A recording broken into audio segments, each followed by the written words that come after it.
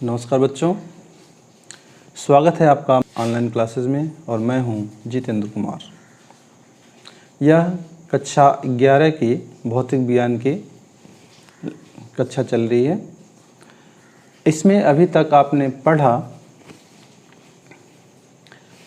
प्रकृति के मूल बल, जिसमें हमने आपको गुरुत्वाकर्षण बल और वैद्युत चुंबकीय बल के बारे में डिटेल बताया।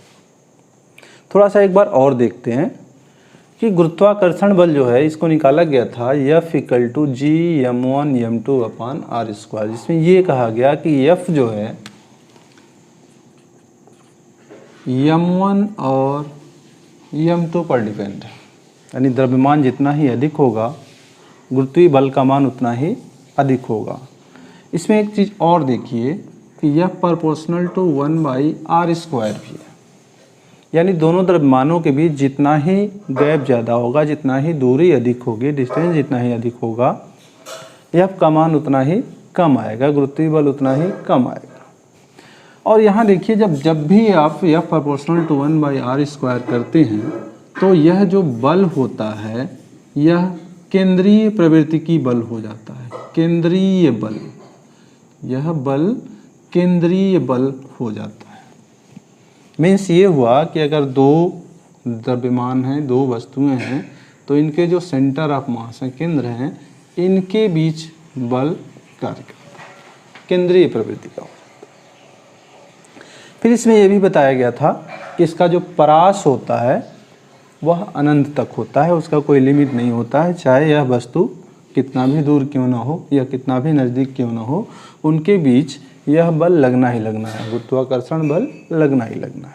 इसी प्रकार वैद्युत बल में आपने देखा था कि F = K(q1 q2/r²), मीन्स ये हुआ कि F ∝ Q1 × Q2, यानी आवेशों की मात्राओं के गुणनफल के समानुपाती, तथा F ∝ 1/r², सेम ऐसे ही, यानी r का मान जितना ही अधिक होगा, दोनों आवेशों के बीच जितना ही गैप ज़्यादा होगा, जितना ही डिस्टेंस अधिक होगा, दूरी ज़्यादा होगी, F का मान उतना ही कम होगा। और यह भी यहाँ इंडिकेट कर रहा है कि F क्या है, केंद्रीय बल है, केंद्रीय प्रवृत्ति का बल है। यहाँ भी अगर इसका परास देखें तो परास कहाँ तक आएगा, इनफाइनाइट तक। ये सब आपको कल बताया गया था, पिछले लेक्चर में आप पढ़ चुके हैं।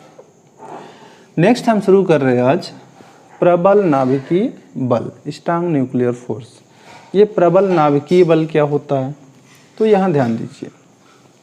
प्रबल नाभिकीय बल, देखिए यहाँ पे नाभिकीय लिखा हुआ। नाभिक यानी कि ऐसा बल है जो नाभिक के अंदर ही लग सकता है। और नाभिक के अंदर क्या होता है, न्यूट्रॉन और प्रोटॉन।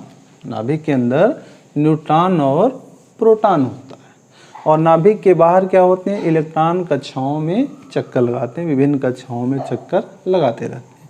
तो ये जो प्रबल नाभिकीय बल है, ये नाभिक के अंदर जो कण है, मूल कण है। मूल कण कौन कौन से हैं, न्यूट्रॉन और प्रोटॉन।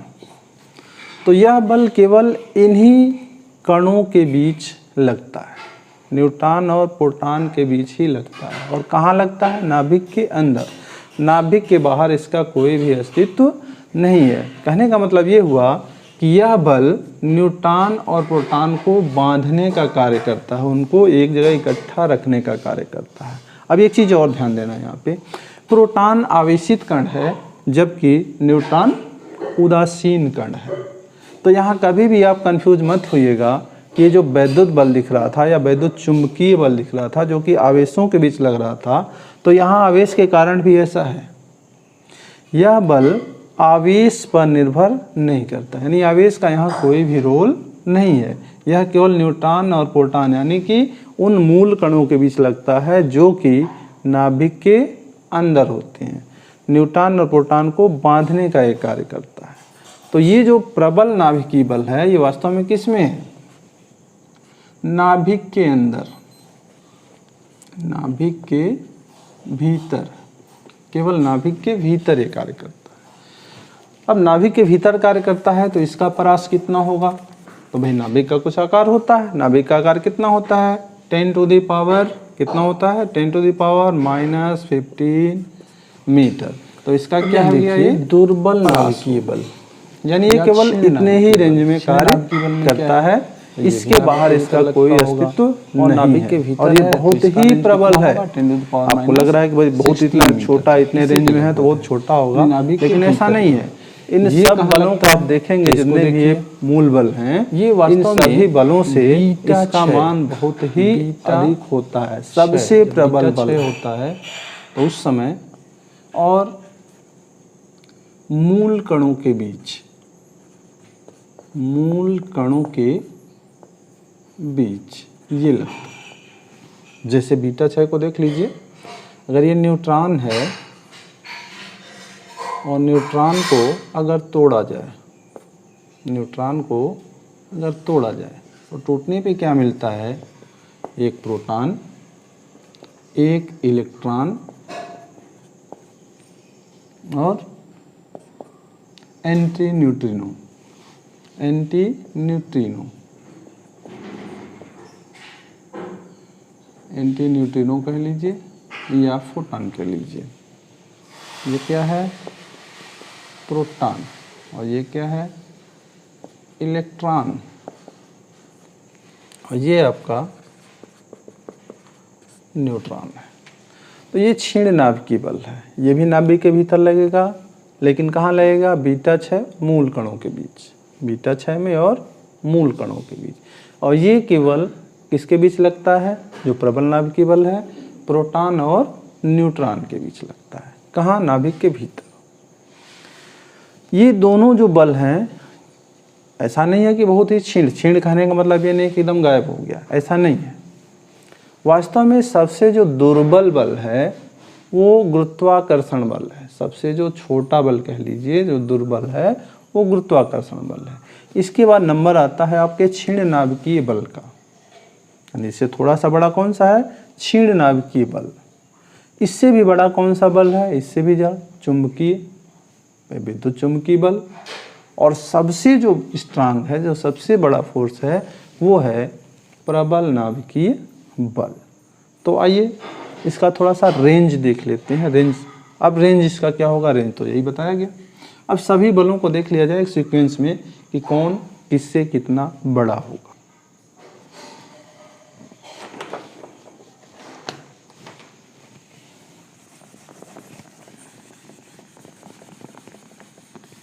वास्तव में सबसे जो छोटा बल अभी बताया गया वो है गुरुत्वाकर्षण बल। तो हम सबसे बड़े बल से स्टार्ट करते हैं। अगर हम सबसे बड़े वाले बल को, यानी कि स्ट्रांग न्यूक्लियर फोर्स को, प्रबल नाभिकीय बल को अगर 1 मान लें, प्रबल नाभिकीय बल को सपोज करिए, ये प्रबल नाभिकीय बल जो सबसे बड़ा बल है, प्रबल नाभिकीय बल। तो इससे जो छोटा बल होगा, हमने आपको बताया विद्युत चुंबकीय बल, विद्युत चुंबकीय बल। इससे छोटा क्षीण नाभिकीय बल, क्षीण नाभिकीय बल। और सबसे छोटा गुरुत्वाकर्षण बल, गुरुत्वाकर्षण बल। अगर हम इसे 1 मान लें तो इससे ये लगभग 100 गुना कम होता है, 10 टू द पावर -2 हो जाएगा। और आगे बढ़िए तो जो क्षीण नाभिकीय बल है ये इतने गुना इससे कम होता है, 10 टू द पावर 13 गुना कम होता है। और अगर गुरुत्वाकर्षण बल को देखें तो ये तो और भी कम है। कहने का मतलब प्रबल नाभिकीय बल अगर देखें और चुंबकीय बल में देखें तो इसके 100 गुना ये होता है। चुंबकीय बल से 100 गुना बड़ा बल प्रबल नाभिकीय बल है। ऐसे अगर क्षीण नाभिकीय बल को देखें तो इसके 10⁻13 गुना प्रबल नाभिकीय बल बड़ा है। और गुरुत्वाकर्षण बल देखें तो ये इसके जो है 10⁻38 गुना बड़ा है। ये छोटे क्रम में चले हैं, इसे बढ़ते क्रम में चलें तो क्या हो जाएगा, अगर इसको 1 मान लेंगे तो ये 10⁻38 गुरुत्वाकर्षण से बड़ा हो जाएगा। तो कभी कभी ये पूछ दिया जाता है कि ये जो प्रकृति में मूल बल हैं, इन मूल बलों को घटते हुए अथवा बढ़ते हुए क्रम में लिखिए, या कितने गुना कौन किससे बड़ा है दिखाइए। तो आप इससे सिंपली कर सकते हैं। ओके, तो ये रहा प्रकृति में मूल